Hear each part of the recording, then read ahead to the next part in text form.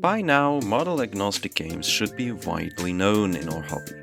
In short, it are games that do not care about the models you use. This can be something like sword wielders or 1-hour skirmish games. Systems that don't even have a line of models to buy.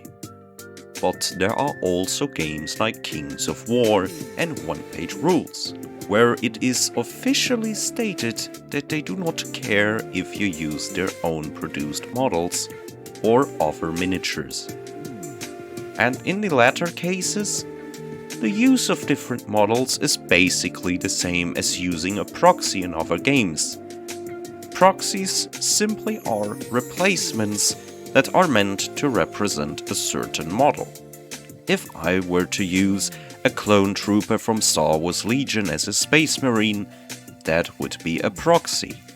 But depending on the playgroup, even a kit-bashed apothecary might be seen as a proxy and not the real thing. Which is actually true, but I do think if someone puts in the effort of building something cool, you should respect that. However, this fact opens up the interesting perspective that, by the use of proxies, if said proxies are acceptable, like a kit bash or a cheaper model from a 3D sculptor, and not something like a cardboard circle with the name of the strongest unit in a game on it, basically every single tabletop game becomes model agnostic. We could also look at Dungeons & Dragons, a system where many people for years built their own stuff and used different kinds of models and other material that work for the campaigns. In the end, for me at least, the most important thing about wargames is to have a good time and not a competition. In a tournament, it makes sense to set up rules, base sizes, and the likes. But in my free time, I want a story to unfold on the table, using the things we have built or are going to build.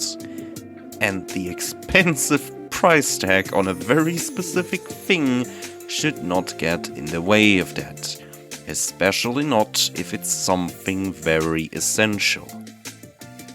And speaking of those stories, I was wondering if there was another agnostic thing for wargames. Is there a thing such as game agnostic lore for tabletop? Because every wargame does not only have rules for certain models, oftentimes they come with lore, especially if they want to sell you models. Apparently lore is also called fluff. It is just a reason to give your models something to fight over. Prime example would be Warhammer 40k. It is actually the perfect example of a lore that is used outside of its rule set. I know many people who play 40k, but with the rule set of one-page rules. Even my local gaming club was specifically searching for people who want to play one-page rules with Warhammer 40k in mind.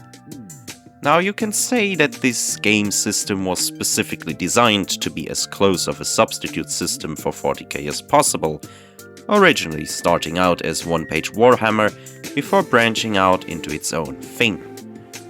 Though, to be fair, I think the only reason why that is the case is the design of the factions and their names. Like we have a Soul Snatcher cult that is basically Gene Stealer cult, or the Battle Brothers for Space Marines, Blessed Sisters for Battle Sisters, and so on. The same applies to Age of Fantasy and Age of Sigmar, but there are also some, let's say, original things, such as goblins being separated from orcs in Grimdark Future, the Eternal Dynasty, which is something completely original, and the Saurian Starhost, basically sci-fi versions of the Seraphon, which can be played as Kroots, but I think that is a bit of a stretch. And at the end of the day, both one-page rules, Saurians, and Warhammer Seraphon are just lizards. Humanoid lizards, but still lizards. And a bunch of cool dinosaurs. so there is a way of mixing some stories up if you want to do that. One Page Rules does have its own lore and I am reading into it, but in all honesty, I can understand why people are not using it as often as the base for their games. One, because most of them use 40k models anyway, and second, while One Page Rules lore sounds fun often enough, sometimes it feels a bit generic. But that might be because I have not read the actual stories yet, and just the army lores. I do think this would look different if there was more original stuff like the Duchies of Vinci and Eternal Dynasties, but that's just my take. One Page Rules lore is more than enough to give you reasons to fight, to give you ideas how to build armies, and to set up goals, and so on and on. It is alright.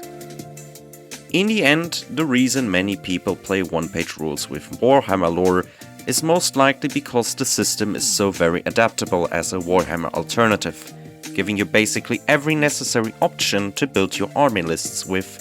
What you see is what you get.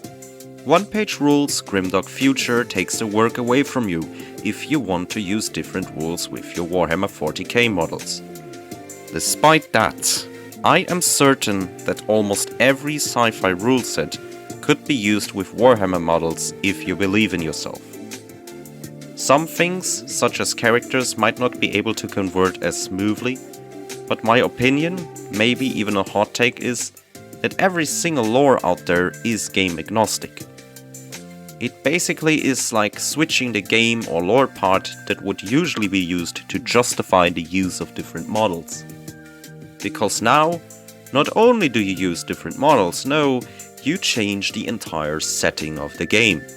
And in order to do that, it is probably the easiest to pick a game that provides you with similar options from the get-go. Still though, I am certain you can play Kings of War with Warhammer models and in the setting of Warhammer if you really want to. Though most of the time it's the other way around because models from other manufacturers are often cheaper than Games Workshop products.